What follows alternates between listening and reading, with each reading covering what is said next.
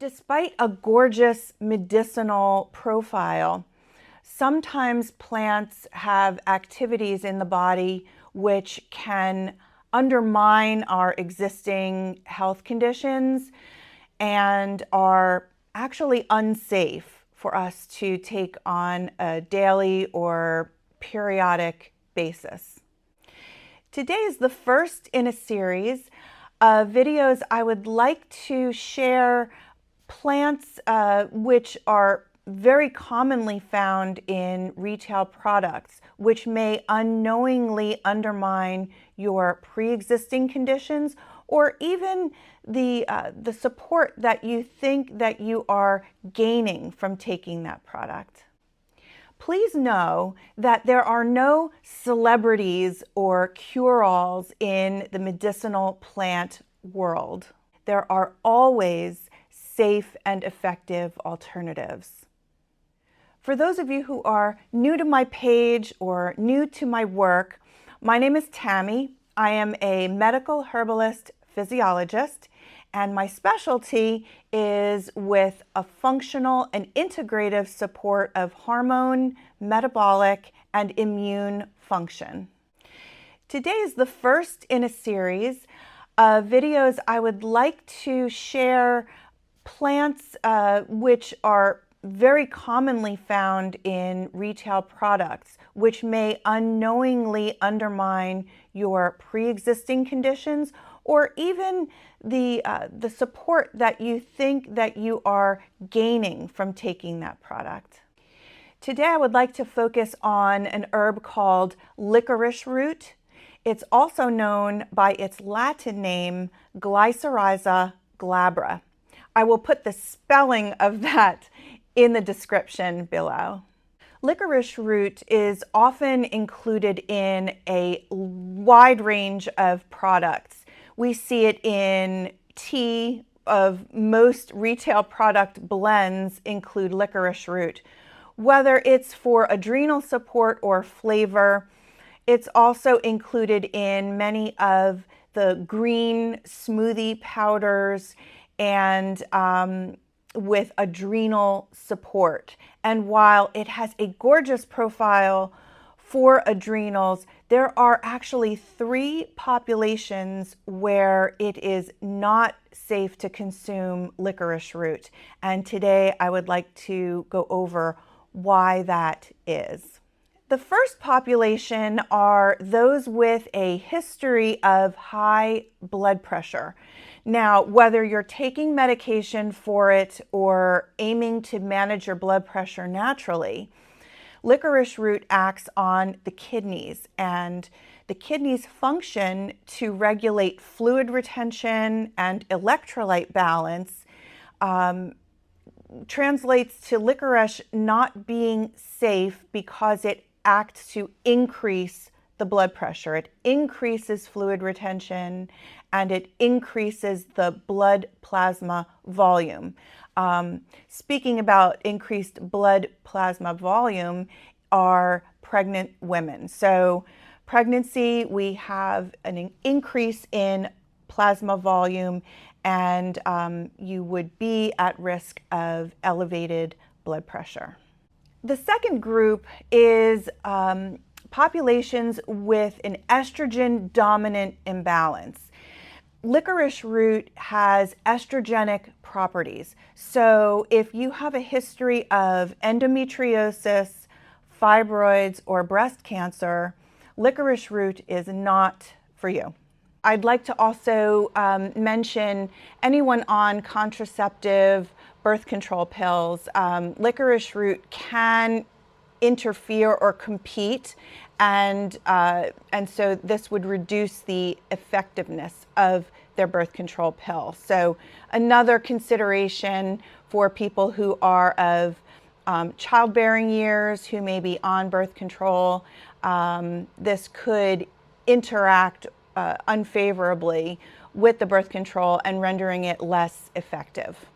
Along those lines of estrogen activity or pro-estrogenic activity of licorice root, it is another reason why it's not the adrenal tonic that I would suggest for men. And lastly, the third group are people with a history of thyroid imbalance.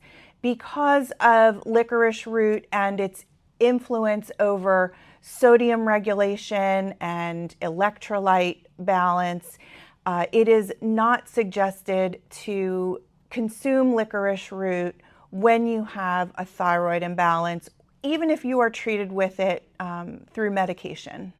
This includes those with liver conditions, with kidney function insufficiency, and congestive heart failure should consider avoiding anything containing licorice root.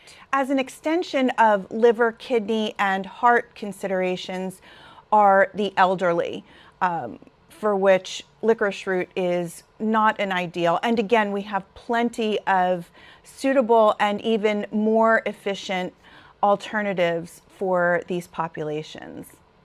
In an abundance of caution, when in doubt, leave it out.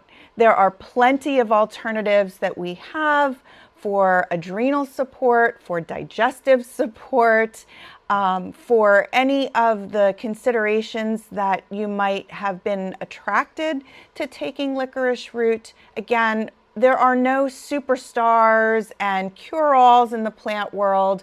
We always have options and alternatives that are suitable for the individual. It really must consider the full medical history and the full background of the individual when selecting plants. And so again, with licorice root, it's important to just avoid it in these groups of individuals. We do have many options that you can use in replacement of Glycyrrhiza glabra, also known as licorice root. The biggest takeaway from my video today is that I strongly advise that you read your labels.